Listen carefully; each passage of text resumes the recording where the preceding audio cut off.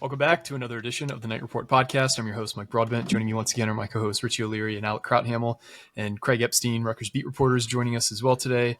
We are going to talk everything that Greg Schiano had to say in his Purdue week presser.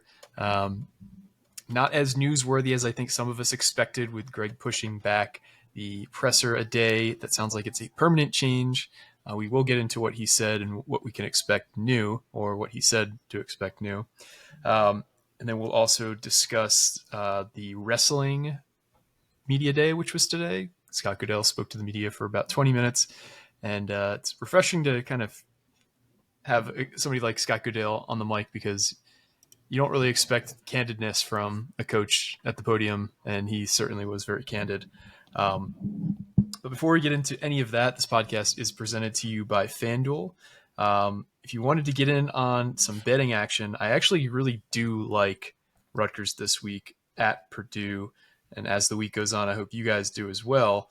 But right now, Rutgers is a 2.5-point favorite over the Purdue Boilermakers on the road, with an over-under of 58.5. This line opened up at 1.5, Rutgers being favored by, and then it quickly jumped to 2.5 points. So I like that number a lot. I would even consider teasing it up, but we'll get into that later in the week. Do we want to just play Greg Schiano's presser and then we'll react to it, rather than kind of give our initial thoughts and then get into it? Yeah, we can do that. Yeah. All right, let's do that. So I have that open. And afterwards, we'll discuss what we think. Let me know if this is too loud. So first, let me thank you. Sorry about the late change. Thought it was necessary. We'll do this the rest of the year, if that's okay with you guys. Yeah, preparation for Purdue is well underway. Guys are working hard. We had a good practice, and looking forward to, tomorrow, introduce some more things and get into more things, and just keep getting ready, keep preparing. Questions? Taking these last couple of days to reflect, I guess, what changes are you making with the defense? Yeah, I'm not going to get into the specifics of that, because that would, not be a competitive advantage by any means. But there certainly was. We've made some changes in a lot of ways, right? In personnel on the field, personnel off the field, adjusting responsibilities, guys doing some different things, doing them differently. That's one of the reasons that we moved this till Tuesdays from now on. So there's a lot of stuff that we're working on, but that'll be internal, unless you do something officially. I don't like to share stuff that we do internally. Choosing pods made the whole process of moving really smooth. Moving sometime soon? Do you plan on getting yourself more involved in defensive playing? Yeah, again, I'm gonna stay away from the specifics, but it's my job to make sure we get better on defense. That was not good enough, obviously. So whether I'm involved or not involved, I better make sure it gets fixed. Purdue quarterback Ryan Brown's status is in question, so preparing for the backup quarterback, how does that add an extra layer of preparation for a defense that's already trying to find its bearings itself? Well, he already plays, even when 15's playing, right? They have package for him because he's a really talented guy. If he ends up being the starter, they'll probably, like he did in the game. When he came in the game, he didn't just do his package stuff. He did what was on the game plan. Now, when you prepare a whole week for a guy to be the starter, that's different, right? Then you get, you may shape the game plan more to fit his specific talents. So yeah, there is some uncertainty there, but look, we have to get ready for him either way because he plays. So we got a good look at him on tape, and we're going to have, that's every week. There's always so much to get ready for as a defensive coach. You just have to pick what you think's going to be the focus. Right, because when you get to this point, you have 7 games of data to work off of. That's a lot of plays, a lot of football. Greg, we saw a lot more freshmen on the field on Saturday. Do you kind of foresee that being the norm going forward? You know what? Guys are getting their feet underneath them, some of those young guys, and I think they can help us. Plus, I haven't talked a lot about it, but we have a pretty substantial, when you look at that injury list, some of it is not by my choice, it's by necessity, right? So some of it is improvement to the point where I think they can help us win, and some of it is, it's the best choice available. What do you think about the mix now on the defensive side of the ball with the staff? You talked a lot about having some experience, having some young guys. How are you seeing that at this point of the season? Well, we're not playing well defensively, so that's a kind of a loaded question, right? And I'm not saying don't ask the question. I'm just saying it's a loaded question because you have to look at things. I have to look at things critically, right, and say, okay, why that? Now, I sat with the defense and I showed them Sunday, probably 8 or 10 plays that were monstrous plays that didn't have to be. Now, they may have gotten monstrous plays another way, but the way they got them, I'm not saying that they didn't have a lot to do with it. They did, but we didn't give ourselves a chance. So I'd like to see if we did it correctly, but that's coaching. We have to get our guys to get lined up and do their job. It's not, it sounds easy, right? Well, get lined up and do your job. They were shifting people and moving people, and we did not do a good job of adjusting. So we certainly have to get better, and that's what we're working on. Just for point of clarification, has anybody been fired on the staff? No, what I said is if there was something official, then I would make it public. It's all internal, and we're all working our tails off, literally, to get to where we need to get to. Safeties seem to be a position that's been struggling in particular. Is there anything you could point to why Kaj and Jed have had a bit of a harder time than maybe you expected? Yeah, some of it's technique. Some of it, we got to put them in better positions to succeed. Yeah. Jordan Walker said after the game that he feels like some guys maybe aren't playing with the most confidence, that some have some doubt. I guess, how do you kind of change that, and are you seeing that from your perspective? Well, I don't think there's any doubt that some guys have lost their confidence. Confidence is a tricky thing, right? It's funny. People will say, well, you can pump them up and give them confidence. No, you can't. That's if people say that, they've never played, because no one knows players better than players. And when you're playing well, you're playing well. You feel like, I got it. Everything slows down. And when you're playing poorly, everything speeds up, and you're not playing well. So you can't talk somebody into. Now, what you can do is coach them, spend more time with them, make sure that what the things we're doing, they fully understand it, and then practice it. So if it's too much, maybe we do less. If it's too hard, maybe we don't do that. Does it not fit our skill set? You may want to do something because that's really what you want to do, but if your players can't do it, do something else. There's the old saying, there's many ways to skin the cat. I never really understood that saying, to tell you the truth, but I get the meaning of it. That could be a project. Let's figure out what, with AI, that's not that hard, right? You just punch it in and find out. But yeah, there is. There's many ways to skin the cat, and we got to figure out what that way is here at Rutgers on our defense. Time for 2 more. Purdue has 6 games of film under them as a team, but with a roster as much as any in the country's had a ton of turnover. Does that affect the preparation at all, knowing that you're seeing guys that have played all over the place in their college careers? No, not really, because the skill set they bring with them, but the coaches at Purdue are excellent coaches. And I don't know Coach Odom personally, but I know him professionally. And everywhere he's been, he does an excellent job, whether it was as a defensive coach or a head coach.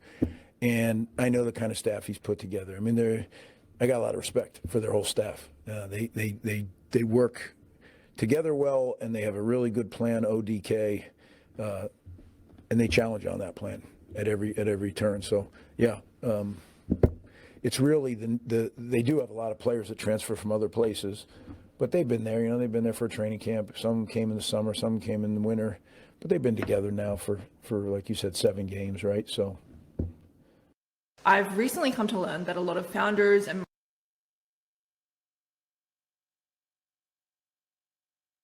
you have a pretty good read. Final question. You talked about after the game about your ownership and everything beginning with you.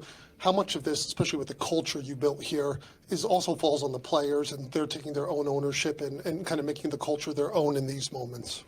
Well, look, a big part of why I still coach is I have the opportunity to teach young men how to act like grown men. And when you go through adversity, that's a great teaching tool of how to grow up, how to face things. So I don't let them off the hook. To the public, I don't hang them out either, right? Because I don't think that's my job. They know when they're not doing things the way I want, because I'm very clear, and they're clear back with me Like they're not afraid to share with me, Coach, this isn't work. This doesn't work. All right, let me look at it. I think the good thing is that our players are comfortable sharing, and I'm comfortable listening. Sometimes 37 years trumps somebody's feeling, and sometimes somebody's feeling means more than 37 years. And finding that sweet spot is what you try to do as a head coach, and you try to do that with your coaches and staff and everybody in every area. So really good question, but it's we're in it together. Like, it's not coaches and players, it's us. When we don't do well, it's us, and when we do well, it's us. And I think that's the one cool thing about our program. It's a tough place to work. I mean, you really got to put in your time and your effort, and the standard is very high, but it's also a very rewarding place because it prepares you for life. Thanks, guys.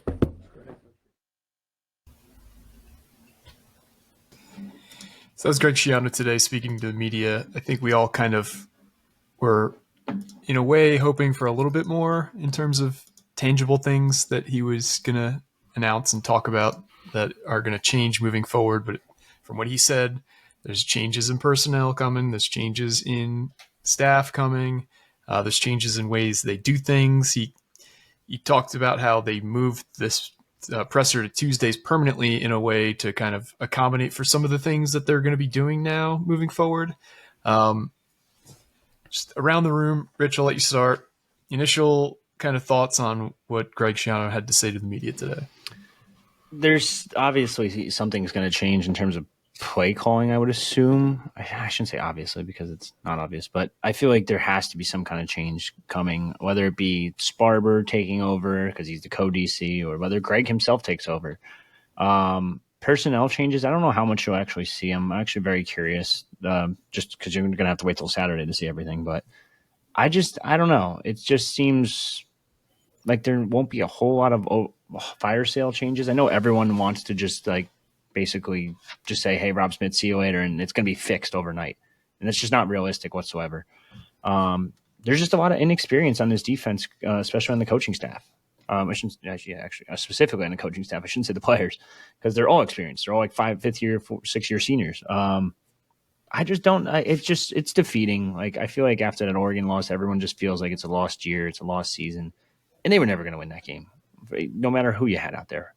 But I do feel like you need to make some kind of change, and it sounds like he's at least open to doing that. How about you, Alec?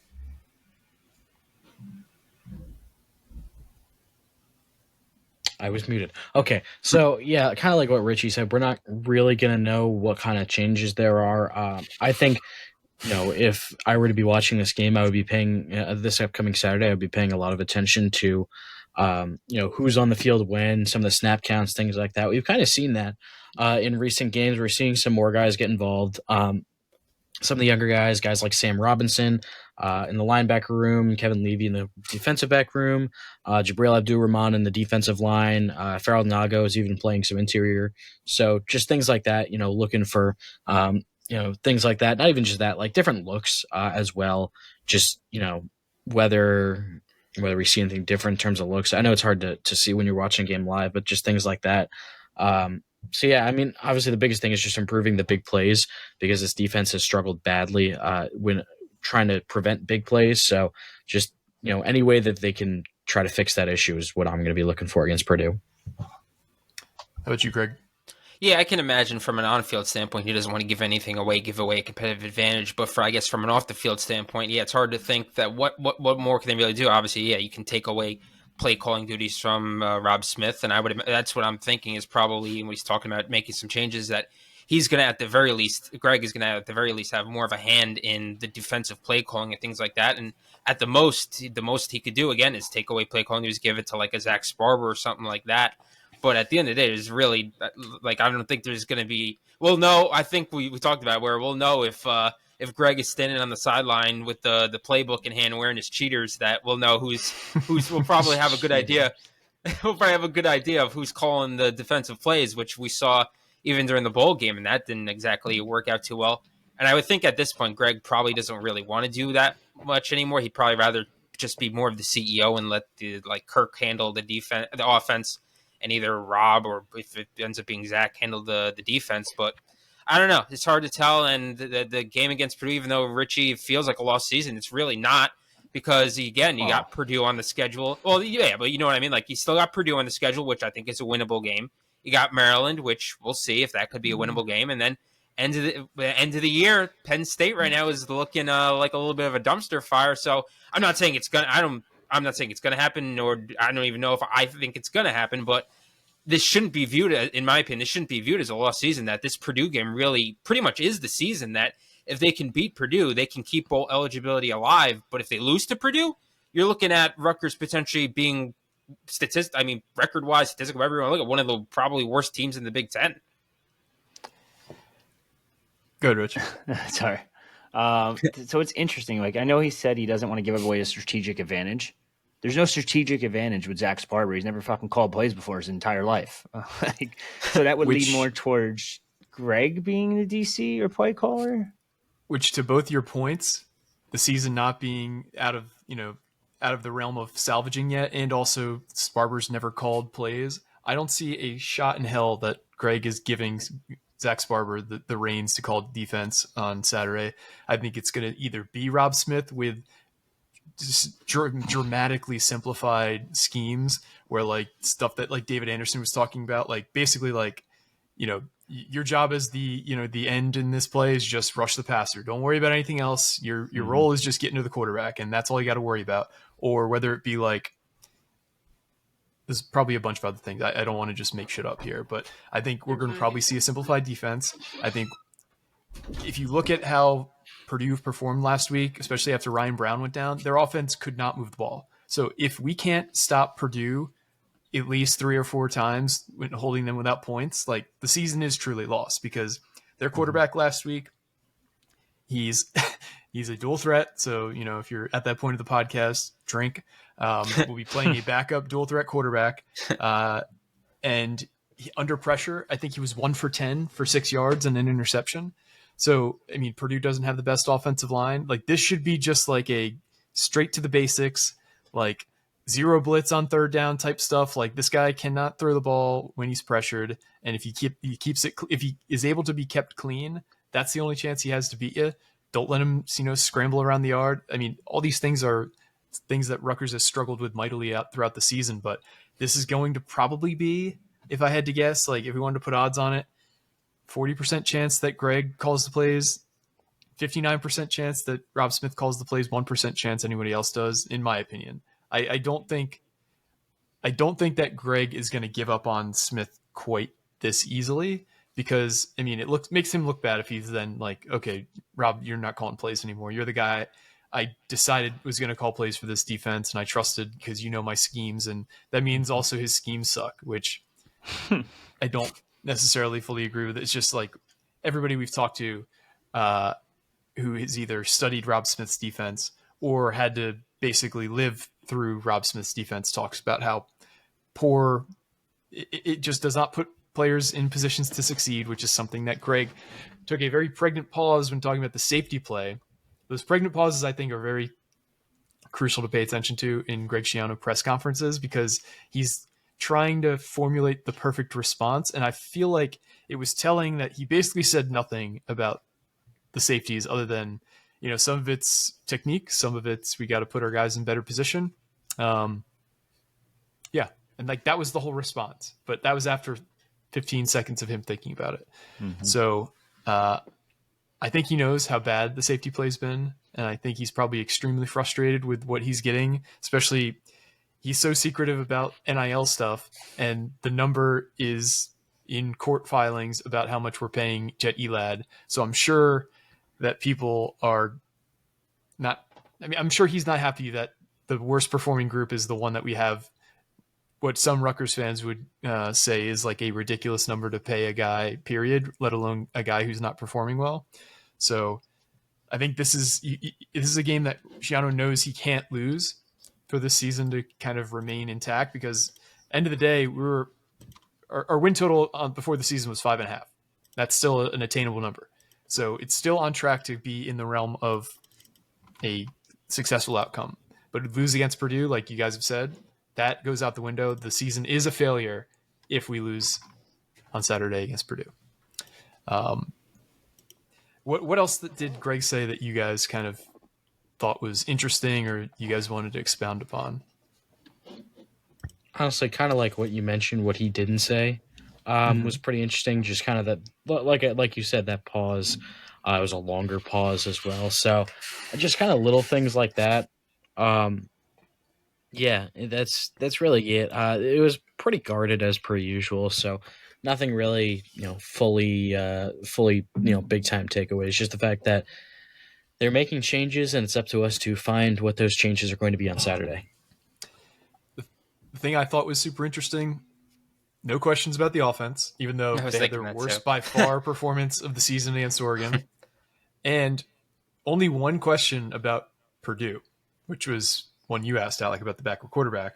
Normally, Greg will open up by saying, like, thanks for coming, guys. Got a tough game coming up on Saturday. So-and-so is, had, a great win last week against X and Y. And they're a team that's really tough to prepare for. They got 3 good blanks. They got, he usually goes into some very templated, talk about, high-level talk about the other team. There was none of that. So I think he's a bit thrown off his game. The schedule changes mid-season. Anyone who's followed Greg Schiano, he's very regimented. He does not want to make changes to his schedule. And to make a change, period, shows that, shit's going down. It's just they're not going to talk about it. Like you said, they keep internal things internal. There was no firings, so there's nothing to kind of talk about there. That doesn't mean people weren't demoted. Alec, I think you pulled this stat out. What were, as the special teams coordinator, what were some of the numbers Rob Smith put up his first time around, block kick-wise? Wasn't he averaging, over 1 block kick a game as the special teams coordinator? I don't believe I was the one that found that, but I believe you are accurate. It was always pretty good. Let me see if I can find the exact number. I want to say it was 1.15 block kicks per game or something like that, which I could be totally wrong on. So no, that sounds right. Yeah. So maybe there's people who got reassigned because special teams. That's the one thing we didn't really talk about. Special teams played a great game on Saturday, and I know that's a really shitty silver lining to take away. But you have Patel hit a 50+ yard field goal, which he hadn't done all season. Career long. What'd you say? Career long too. Career long. Yep.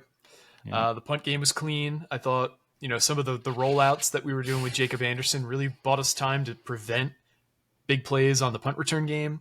Jack Scullion was booming it through the back of the end zone, which we need because our kick coverage unit has not been great. So pretty clean game for special teams overall. Is there anything else you guys wanted to touch on from the presser before we kind of do I guess we could do a around the Big Ten kind of look.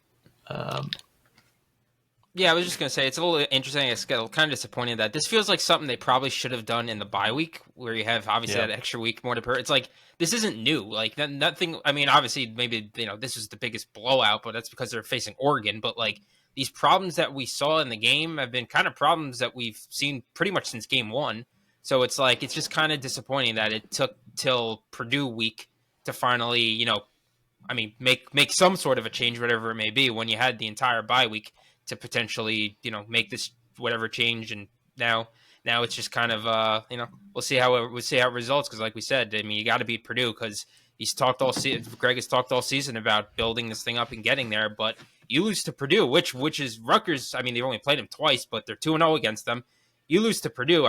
There's no getting there. You just took a massive step backwards if you lose to Purdue on Saturday.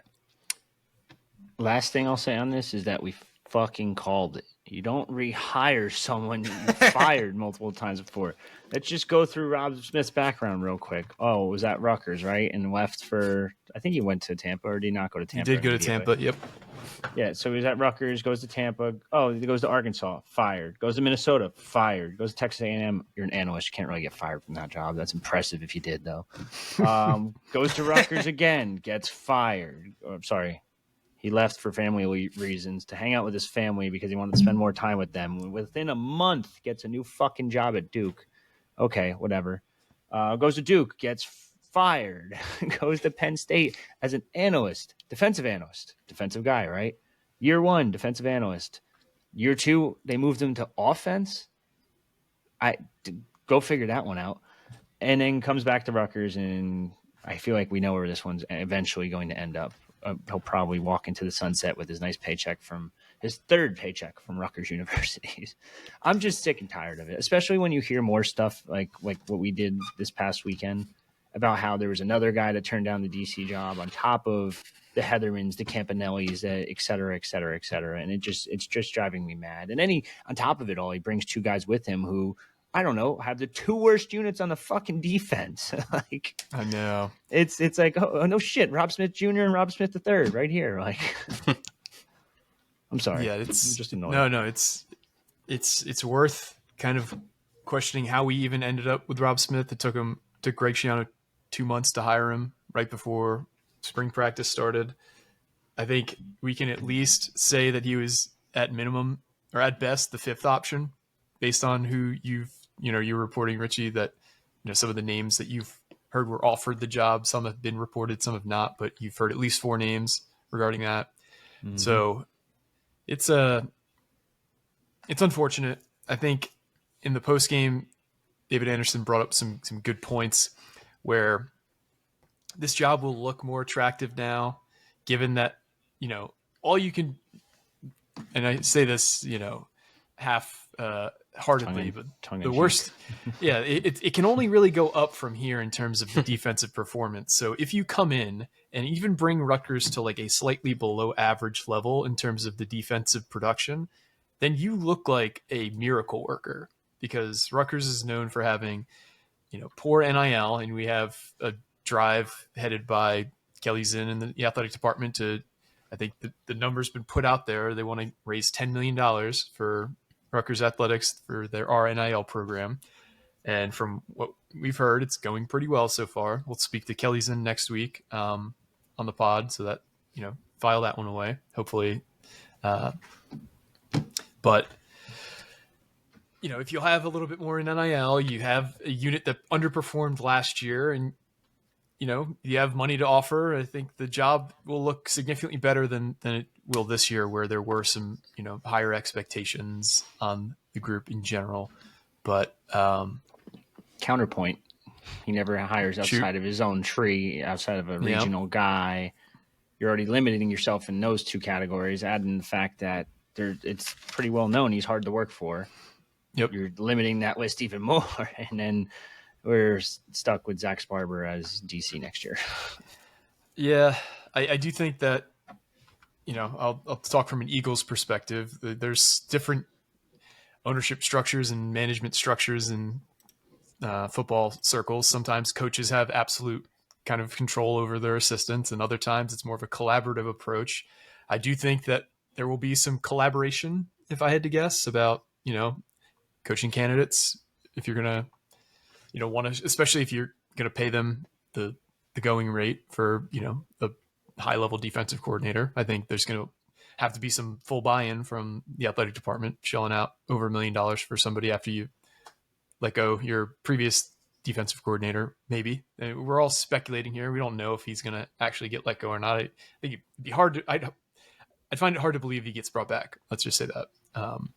But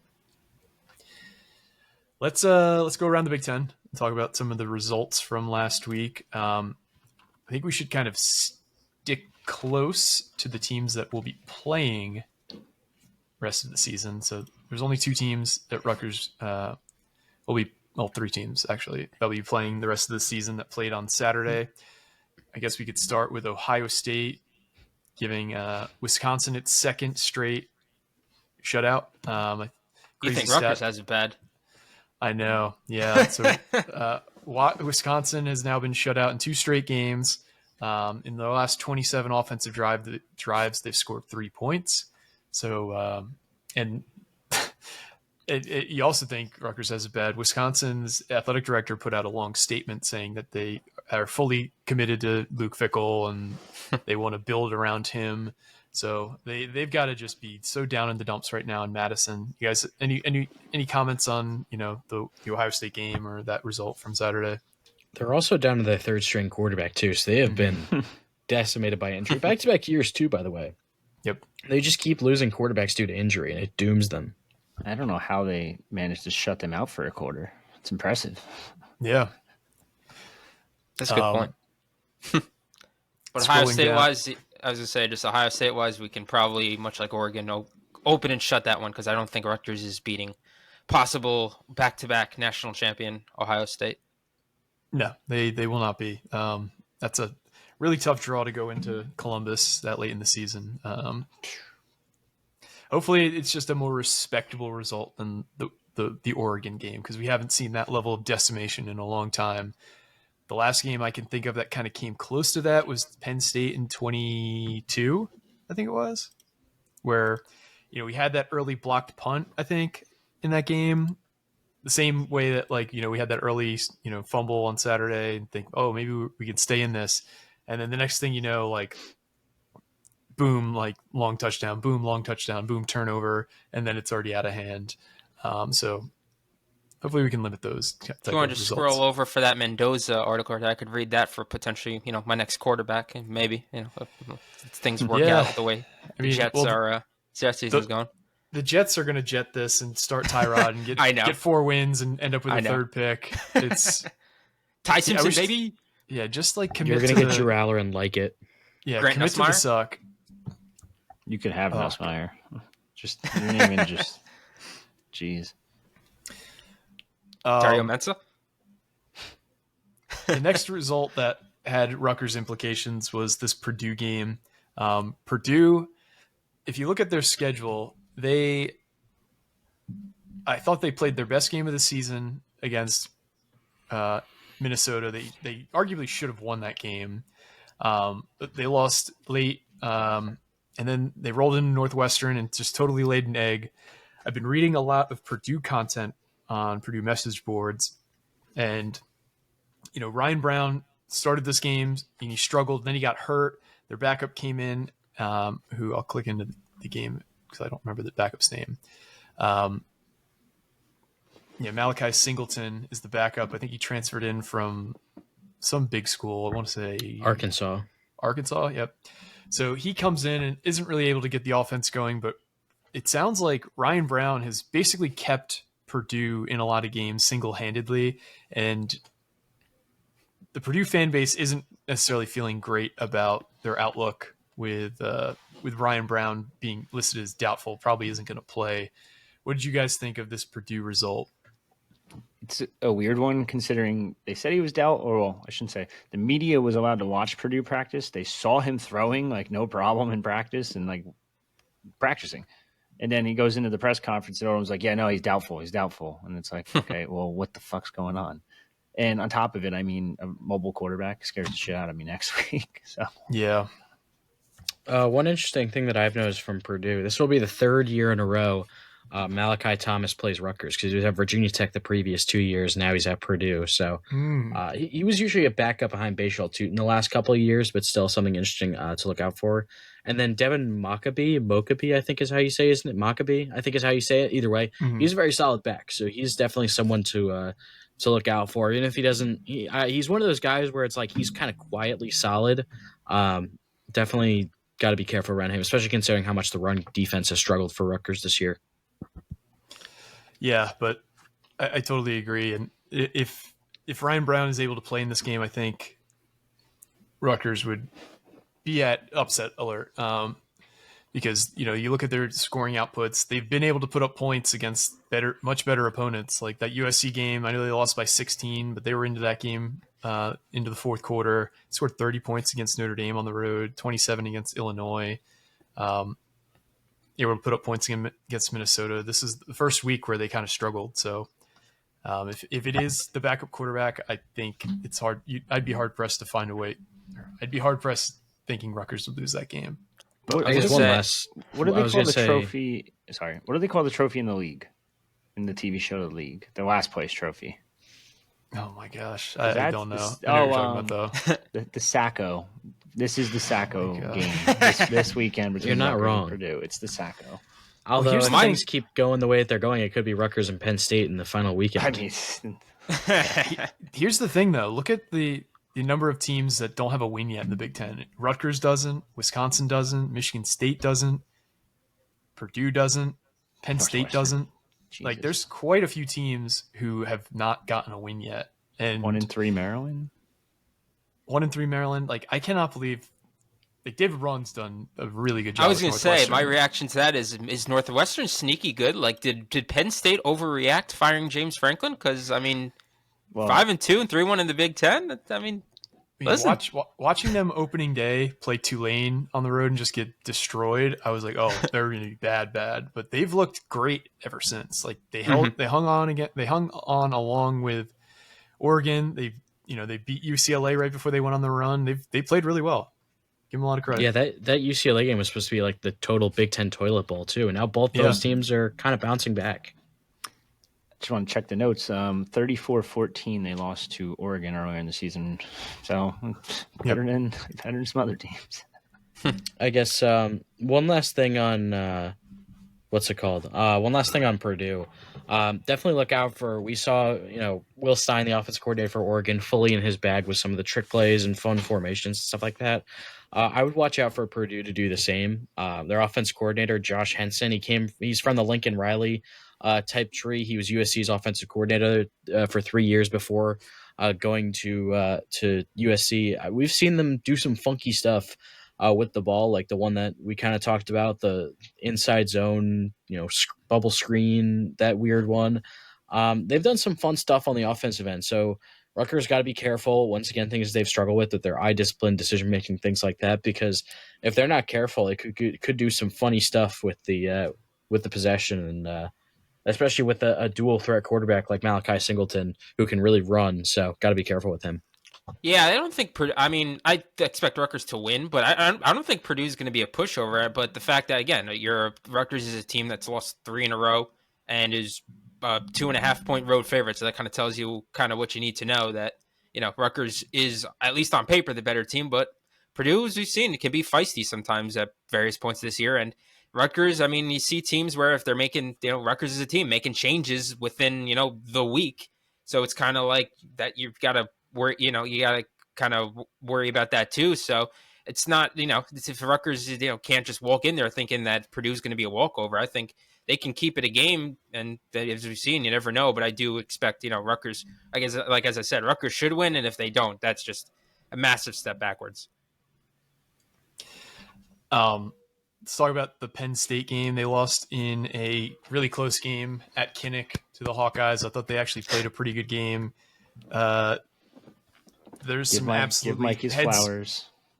There's some heads. Well, there's just some head scratching decisions made by what's his name, Ferentz, in this one that really kind of kept Iowa from winning by a bigger margin. Like before the end of the first half, they lined up for a 66-yard field goal, which was subsequently blocked and returned for a touchdown by Penn State. So you could have went into the halftime with a small lead. You got greedy. You tried to kick a ridiculously long field goal, and it bit you in the ass. Thankfully, didn't cost them the game. But yeah, let's talk about the swagless Ethan Grunkenmeyer, 15 of 28 for 93 yards and 2 interceptions, QBR 45, 28 passes and 93 yards. You don't even get 100 yards and almost 30 passing attempts. I love the shock in your voice reading that, when that's what I watch every fucking Sunday.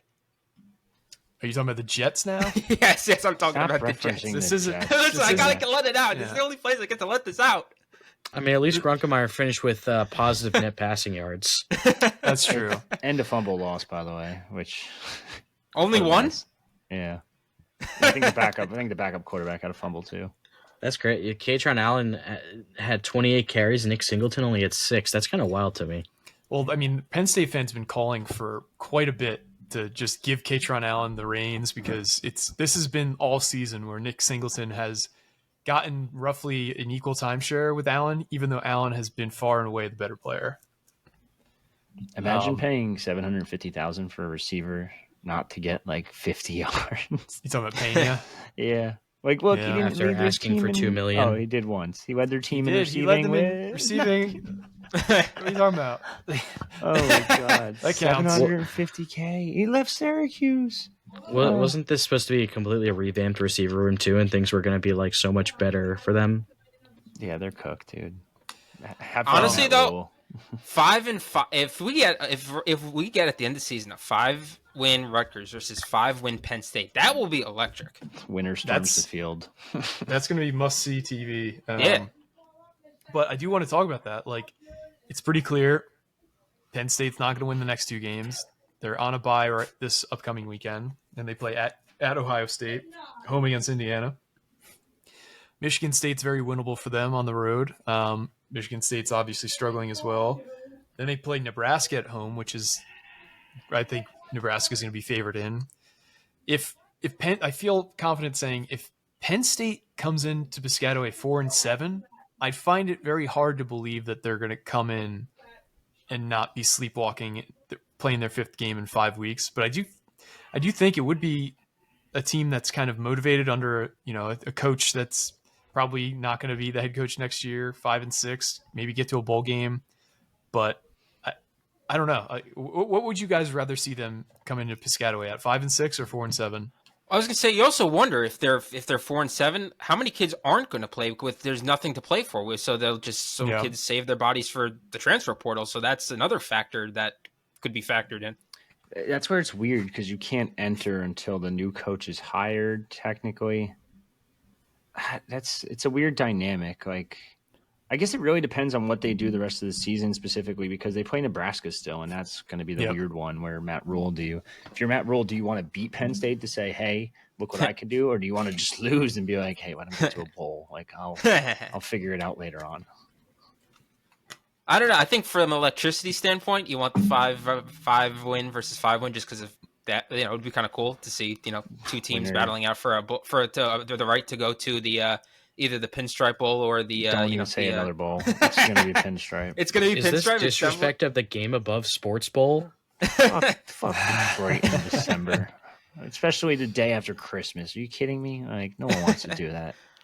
Or if it's just, again, Rutgers, if 5-win Rutgers versus 4-win Penn State. I mean, if you want the win standpoint, then yeah, that's probably the way to go. But if you want fun and possible aggravation and a lot of nervousness, you want the 5-5 versus 5-win versus 5-win. So it depends what kind of a fan you are, I guess. Yeah, I mean, I don't particularly care. I think the excitement level would be basically the same. Like, the student section screams F Penn State like every single game during their different chants. So I mean, I think they'd be everybody would just be just as excited to beat them, whether it keeps them from a bowl or whether it gets them to 5-7 or 4-7, 4-8 on the year. We have to beat Penn State this year, because if we don't beat them this year, then it's just like all those miserable Penn State fans that are in all our lives who we have any interaction with would just like hold that over our heads. Like, you guys couldn't even beat us the year that we fell apart. Like, we didn't even have a coach, blah, blah. And we went into your stadium and kept you from a bowl like that. We don't want to deal with that. So we just need to beat Penn State this year. Just any means necessary. I don't care if it's 2-0. I don't care if we're, if it's the 4th win of the season for us and they're 5-6. I don't care. We just need to beat them. That's an interesting question, though. Would you rather 4 wins and beat Penn State to end the year, or get to 6 wins but don't beat Penn State? I mean, I'll take a trip to the Bronx. I would, me personally, if I were a fan, I would like to play in a bowl game, just because there's something about the finality of playing in a bowl to end the season versus going 4-8 and not being able to. Yeah. Well, that and I also like the freshman class. Sorry, Mike, I didn't mean to cut you off. The freshman class, like, it's very important to get them as many reps as possible. So you get a free month of just reps and reps and reps. So. And also those guys that are, not only the free month of practice, but you get a free game to play in because it doesn't count against your red shirt. Exactly. Another thing we have to take into account, if we do get 6 wins without beating Penn State, that means we have to have had a ranked win this season. I thought about that as I was saying. That means we either beat Ohio State, which is not what you're saying, which would mean that we beat Illinois on the road, which would be very cathartic for the 2009 stat that keeps getting brought up of we haven't beaten a ranked team since 2009. Although to lose to Penn State at 41. the end of the year, like this Penn State team, even get after getting 6 wins would feel like a dump in the pants. Let's be honest. Yeah, I think I'd still rather have 6 wins in No, that yeah, scenario, though. Yeah. But you're I right. agree. It would be disheartening. And Illinois plays Washington this year, so that's going to be a very interesting game to watch. I don't remember what time is that game kicking off this weekend. I don't remember. I'll tell you right now. I hope it's not at noon, so Rutgers fans can actually do some scouting and watch that game, because that's going to be a really interesting one as like a gauge. Okay, so it's right after Rutgers Purdue.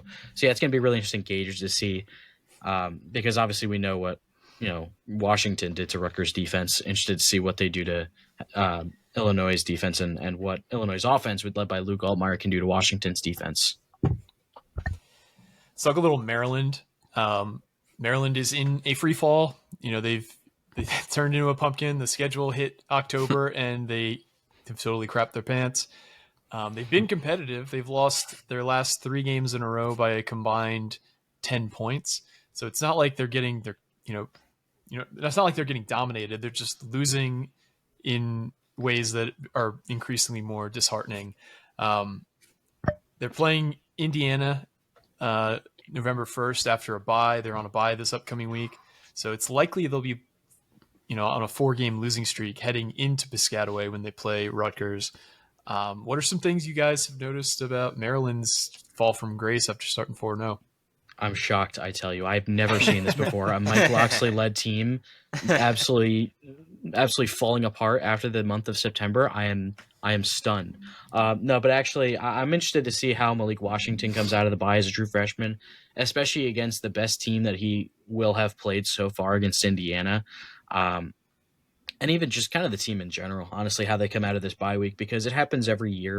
Maryland always collapses in the back half of the year. So how they come out of this bye, like Mike Loxley, I believe had said it multiple times, like, we want this year to be different, things like that. So just how that kind of works out coming out of the bye. Again, how Malik Washington looks, because he has been a lot better than I thought he would be.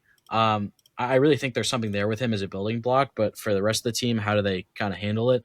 I mean, Maryland has been a really bad second half team even these last 3 games. So, I mean, they're going up against Rutgers, who's also struggled in the second halves of games as well. So it's kind of like, one of those things, like which lesser being kind of wins out, because Rutgers has struggled badly, particularly in the third quarter. While against Washington, they blew a 20-point second half lead and ran the ball like 4 times.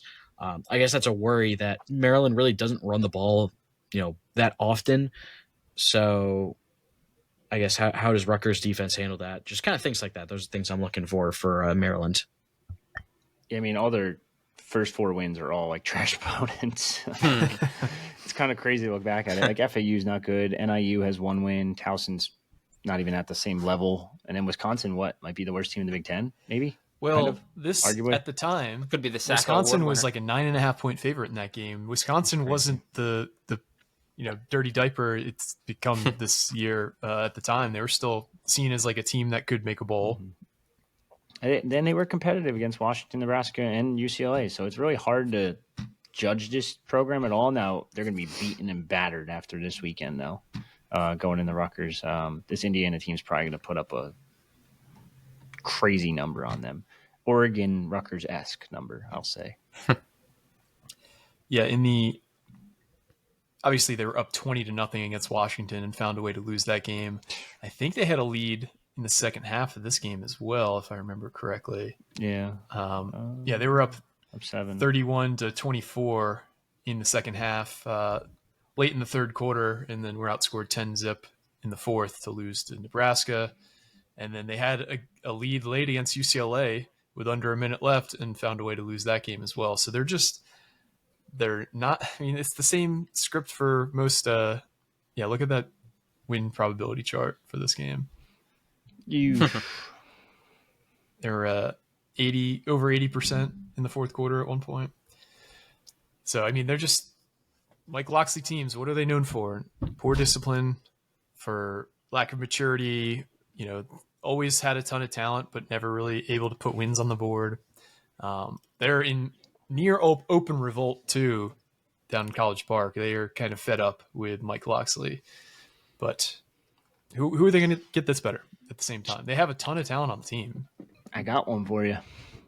Oh, no. James Franklin. That's a James Franklin. He's not going to go there, I don't think. But he would be the name. That's better than what That's a great point. Yeah, them and everybody else.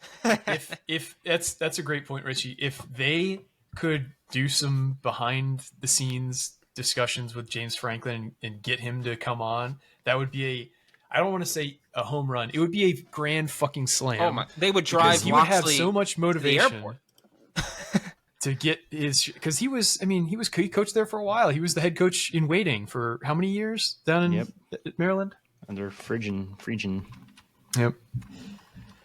I was going to say though about it. Really, I feel like a lot of it's obviously going to depend how Rutgers looks against Purdue. Where is Maryland a great team? No. Are they better than Purdue? Yes. So if Rutgers, if they lose to Purdue, forget it. I mean, no, it's basically going to be the Rutgers.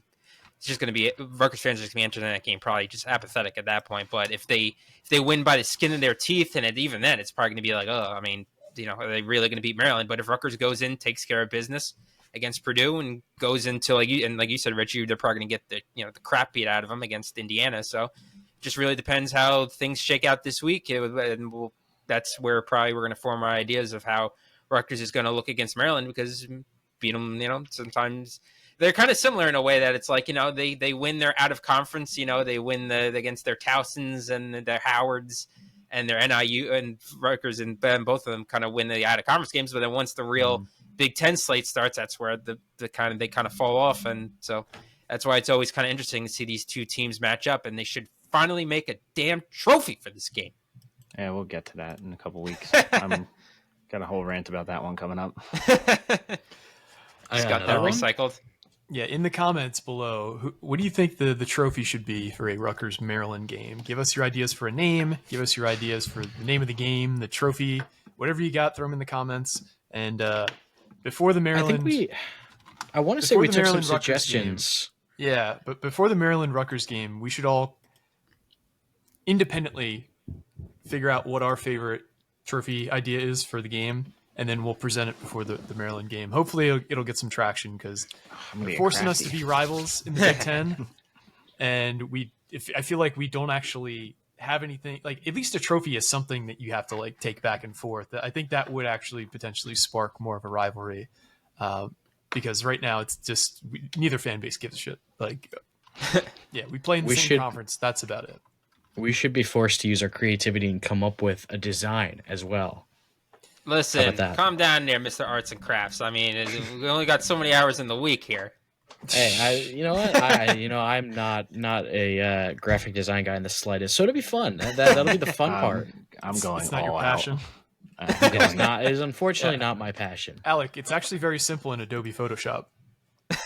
They have AI. You know how easy it is? I see what you did there, Mike. Yeah, I see what you did there. Those who watch Pablo Torre Finds Out knows what I'm talking about. So it was when Amari Wooten committed to Rutgers. We also had this discussion, Richie and I. Here are some of the comments that we got. Battle of the Beltway with the I-95 sign on a piece of wood with a golden label plaque. The Boardwalk Bowl could be a piece of an Ocean State or Atlantic City Boardwalk. Something about a couple of them about crabs. The Brick Bowl, since both states are densely populated for the most part, and they also have boardwalks. The Seaboard Trophy, a big ass piece of wood on a stand. Yeah, those were the comments that we got. So yeah, bring them all all the ideas. I will say we had one very in-depth email about this too, for like a naval heritage trophy between taking a piece of the USS New Jersey and the USS Maryland and somehow putting it into some kind of plaque or something. It was interesting. But I will say, if we're doing this, I'm going all the fuck out. I am going to get a live crab. I am going to somehow tape it to like a wooden board. Listen, we don't need PETA on our asses, Richie. We don't need PETA to hunt us down. I'm telling you, I'm going arts and crafts. Just make sure you trademark it, please. So we get paid for the shit. Got to figure out a way of like a good trophy. It's got to be Delaware. That's right. It has to be. Right? Like, there's no other Wayne's way. World. Delaware. Winner of the game gets to occupy the Joe Biden Welcome Center on I-95. Oh my god! You drive past every single time on your way down there. That's great. You might see Joe out there. All right, let's discuss a little bit of wrestling before we head out of here. Wrestling had their media day today. Richie, you were there in attendance. Mm-hmm. What were some of the things that stood out to you about what Scott Goodale had to say? He hates traffic. Number one. No, just kidding. Relatable. He's tweeted a bunch about Route 18 traffic for those of you that don't know. But nothing too crazy. He's just an open book when it comes to it. Like his lineup, basically, we asked him about his lineup, and they're like, "What about 125?" And he's just like names this. Now, what? He's like, who is it? Patrick Adams. He named who I don't think many people have talked about. Transfer from Northwestern coming in, so he could be a name to watch with Aiden Smith there. A lot of hype around the team. He's like, I love the dual meets. I love this. He was very openly admitting that like we shit the bed when the tournament came. And he said it. He's like, that first half hour of the tournament on Friday night, we legitimately just weren't good. It was probably the worst 30 minutes of the season. And he knows that. He went out in the transfer portal, got a bunch of different names where Hunter Kaka, who else? Lenny Pinto, Remy Cotton. Like, they have a lot of new names on this roster, so I'm intrigued to see how it all works. But it's just nice to be at a press conference where you're dealing with a human being, like, instead of a robot. Like, I hate to, like, I'm not attacking others. It's just, and I get why Schiano's like very secretive and strategic advantage and all that, whatever. But it's nice when it's just an open book. I could ask Scott Goodale anything in the world, and he would tell me it. So it is cool from there. They do have a really good team this year. They're going to win a lot of dual meets. They're going to be very competitive in a lot of dual meets that they previously haven't been. It's going to come down to March, and that's really it. And he admitted it. He said March is when it really comes down to who's there and who's not, who's going to step up and who's not going to step up. But the lineup itself looks solid. We'll just have to wait and see. Now, the schedule did them no favors. Their first Big Ten matches against Penn State. For some reason, the Big Ten refuses to do any favors for Rutgers in just about any sport. Like he even said, he's like, send me to Iowa. I would love to go out there and check it out, but I just don't get a chance to because they just insist on saying, hey, Penn State every year. And you get locally, I get it, blah, blah, blah. But yeah, I mean, nothing too crazy. Just very excited for the season. They're going to have an All-Star Classic coming up next month, November 1st, actually, in like 2 weeks, actually. 2 guys from Rutgers there, a couple Lehigh guys. That's pretty much it. It wasn't anything like too in depth, but if you ever had a question for him, he's an open book. I asked him if Central Jersey exists, and he answered yes. So he's okay in my book. I guess the big thing that kind of stuck out to me, he talked about how some of those new transfers have really taken on a vocal leadership role. Like you mentioned, guys like Dylan Shaver coming back, who they lead by example, but some of the new guys they lead vocally. So I thought that was pretty cool to get some insight on that. Big football guy too. If you couldn't know, like he was talking about the portal and how they got a new. What was it? It was a new heavyweight every year for the past 3 years via the portal. He's like, it's just like recruiting a quarterback. You got to get one every year just in case. It's like he said that with 125s and that's what heavyweights. Yeah. You got to get one each year because, I mean, for those who don't know, like Rutgers has had a transfer heavyweight for like the last 6-7 years under Goodale. Yeah. And a lot of 25s. Like I didn't quite catch that. How many years? 6, 7. There we go. We worked it in. To be doing that, but, and 125s typically don't stay at 125 because it's there's not many 20-year-old men out there who are that size. So especially ones who are extremely athletic and muscly and do the things you need to do at a high level. So you just kind of need to keep replenishing the lower weights as well. One of the things I thought was interesting was, they've done a really good job on the recruiting trail, and Scott Goodale kind of alluded to that, talking about the heavyweights. Just in the last few days alone, they got one of the top kids in the state in Ryan DeGeorge, I think his name is, from Del Barton. Mm-hmm. They've gotten 3 or 4 other really high-level wrestlers as well. Rich, what do you kind of attribute this recent success in wrestling recruiting? Is it just like, they've really started to focus on the 27 class, or I don't know, kind of talk through like the recruiting success that the wrestling program's had in the last week? Yeah, it's not just 27, it's 26 too. They actually just landed a California kid 2 hours ago. I was just about to say that. Yeah. Yeah, and that's in reference, and you've seen like Goody reference the fact. He even said it today. He's like, "We're national now. Like we can't recruit New Jersey." Like he said it went from probably 80% of his roster was New Jersey guys to now it's like 45% because they have Pennsylvania a lot. They have a ton of Pennsylvania guys recently. But this kid's in Cali, finished 6th place at Super 32, which for those of you that don't know, it's like one of the biggest events out there. Yeah, right. Number 13 at 132 pounds. But you got to attribute it a little bit to NIL and to rev sharing, too.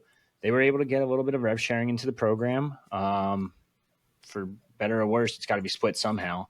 But they are able to get some solid NIL going. And I think if you look back, like this program really hasn't had that much NIL. And that's you could blame it on basically the entire athletic department, the administration in the athletic department that were here previously.